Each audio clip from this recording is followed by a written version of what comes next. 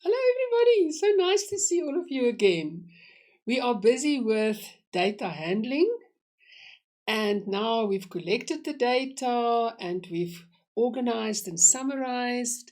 And in this lesson, we are going to represent the data. Are you as excited as I am? Right, what do we mean by this?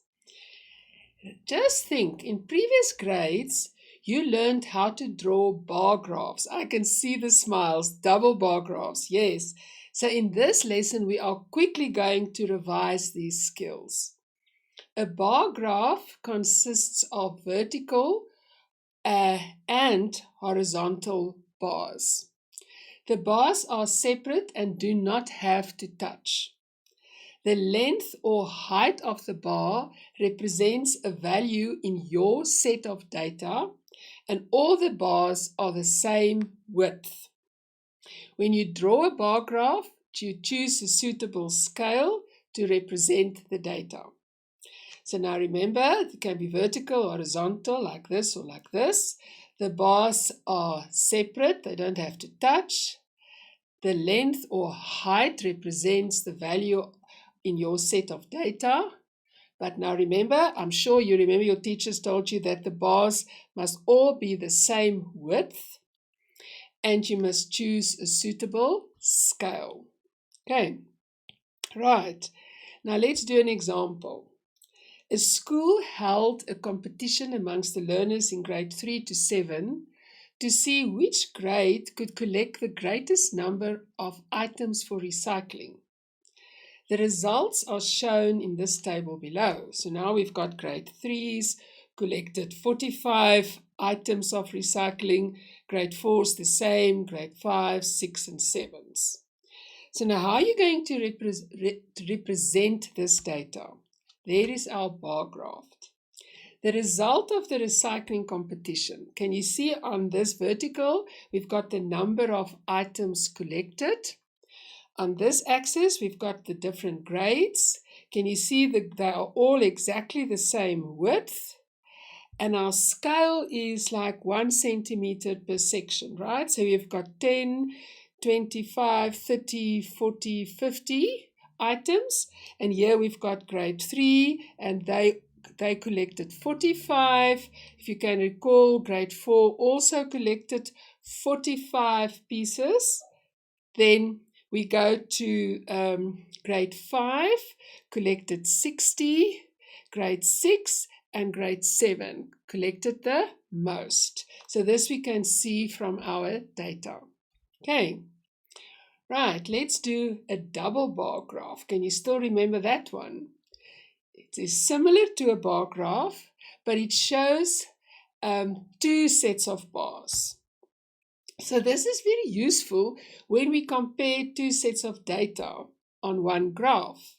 So for example, we do the same thing about the recycling, but the table below shows the same data as in the previous example, but the data has been broken down into the number of items collected by girls and the number collected by boys. Okay, so there's our data. Now we're going to do it on a double bar graph. So again, we've got the same, the number of items collected, the different grades, and here we've got blue for girls and red for boys. So we can see in grade 3, the boys collected more items. Grade 4, the boys collected less items than the girls, so you can do the comparison. Grade 5, more boys collected more items. Grade 6 less, and in grade 7 the girls collected by far the most items. And also from all the grades you can see that the girls in grade 7 collected the most items for recycling. Okay, right. Now today you're going to learn about a new kind of graph, which is a histogram. So it's similar to a bar graph. It also consists of bars, but the main difference between a bar graph and a histogram is that a bar graph is used to display discrete data, while a histogram is used to display data that has been grouped into intervals. Now, if you think this doesn't make sense, you can pause and read it again, or you can wait for the examples. I think then you will understand. These intervals in a histogram must be consecutive. They must follow on from one another. That's what's meant by consecutive, and they may not overlap. Also, in a bar graph, the bars may or may not touch. Remember, you can have little spaces in between to make it look nice. In a histogram, the bars always touch. That is important to remember. Okay, now let's do some definitions again. Discrete data, remember I referred to discrete data for bar graphs. That is data that is counted, like the items of recycling. It was counted, so we could use that on a bar graph. Continuous data is data that is measured. As a bar graph is used to display discrete data, a histogram is used to display continuous data. Now let's explain what we mean by that.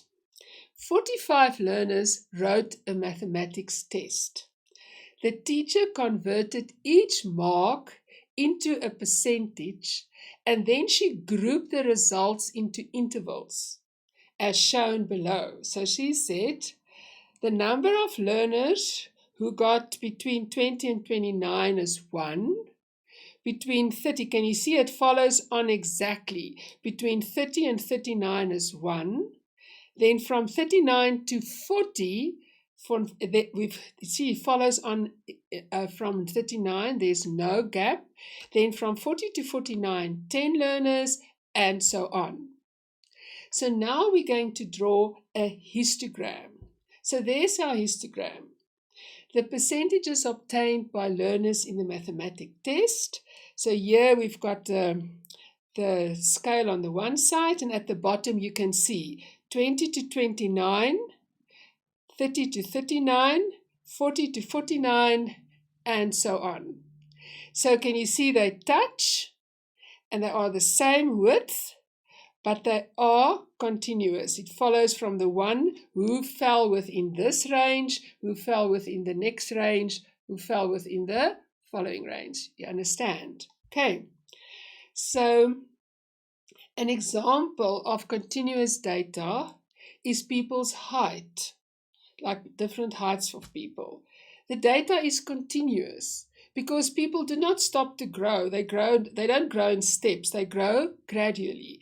If you want to draw a graph of the heights of learners in a class of grade 7, it will not be practical to graph each learner's height separately. Instead, we group them in the heights into intervals. And remember, the intervals do not overlap. And here is an example then on the next slide. So the heights of the learners, we've got 30 grade 7 learners. And here we've got the heights on this side. So we've got between 135 to 139, between 140, 144. Can you see it follows on immediately from 144 to 145, and so on. So here we can see the heights of our learners in grade 7 on the histogram. Okay. The other way to represent data like this is on a pie chart. Now, what is a pie chart? A pie chart consists of a circle that is divided into slices called sectors. So this is like a pizza, okay? So this is our pie chart, and it's divided into sections, okay? The circle then represents the whole data set, and the sectors then represent the different parts of the whole. Now, to draw a pie chart, you use a compass and you draw a neat circle, and you calculate the angle of each sector of the circle as a fraction of 36, because you know that's a revolution, like 36 degrees. So you calculate each section as a fraction of 360. So you divide the circle into these sectors according to the sizes that you calculated, and you give your pie chart a heading, and inside each sector you write a description to show what it represents. Okay, so let's go. Woesie spends a typical weekday as follows. He sleeps for 8 hours, 2 hours, school 7 hours, homework 2 hours, sport 2 hours, and leisure 3 hours. So if we add this up, we'll see this will add up to 24 hours, which is a day. Now, can you still remember how to work this out? So he sleeps for 8 hours. So 8 over 24 times 360. So you're going to have a 120-degree angle in your pie chart, and you're going to allocate that to sleep. Now let's see if you can do the rest. Meals, it's 2 hours. So we're going to have 2 over 24 times 360 degrees. And what is that going to give us? 30 degrees. So there's another 2, which is homework. So homework, we know then is 30. Sport is 30. So 3 hours for leisure is 3 over 24 times 360 degrees. So what is that answer? Is 45 degrees. And what have we not done? The school. 7 over 24 times 360 degrees. And that is going to give us 105 degrees. So if we add this up, we're going to check our answer, and it adds up to 360 degrees. So now we can do our pie chart. So there's our pie chart. And remember, we said within that sector, you're going to write what you've got there. So his leisure then is, I think the leisure was 45. The sports and the homework was 30. Meals, 30. The sleep was then 120, am I correct? And the school was 105. There's our pie chart. Isn't that beautiful? We can color it in. We can make it really nice. Now it's your turn. Joel has a fruit and vegetable stall at the market. One Saturday, he recorded his sales in the table below. So he sold 90 apples, 60 oranges, 30 bananas, 120 potatoes, and 60 onions. So they ask us to draw a bar graph to show this data, or to draw a pie chart to show this data. Now please pause. I want you to do this, and then you're going to check your answers on the next slide. Okay. Let's see, what are your bar graphs looking like? There's Joel's sales at the market. So that is the number of items sold. We've got apples, oranges, bananas, potatoes, and onions. And if you do the same in a pie chart, you would work it out like, so now I wonder how you work this one out. So remember, in the circle is 360. And how many potatoes did he sell? 120. So I hope you worked out that it's 120 over of what is the total that he sold? The total of items sold was 360. If you add this up, it's 90 and 60 is 150 plus 150 plus 60. So you will see it's 360 to make this easy for you to do, right? I hope you work that one out. So it's 120 over 360 times 360. So our degrees, this will be easy. So that will be 120 degrees. Our apples then would be 90 degrees. We take the shortcut, right? So it is 90 over 360 times 360 over 1. So it is 90 degrees. So our apples, you can see the right angle, 90 degrees. And then the rest would be easy. Our bananas will be 30 degrees. And our oranges, so our bananas is 30 degrees. And our onions will be 60 degrees. And our oranges, 60 degrees. So there's our pie chart. I hope yours look like this. And if you've forgotten something, if you, for example, forgotten that you've got to add up the total that is sold in order to work out the percentage for your sector on the pie chart, you can always pause, go back. How do you draw a pie chart again? Then you just refresh your memory and you come and do it. Okay, right. Now the table below shows the masses of 200 potatoes. So here we see they've put it in the ranges.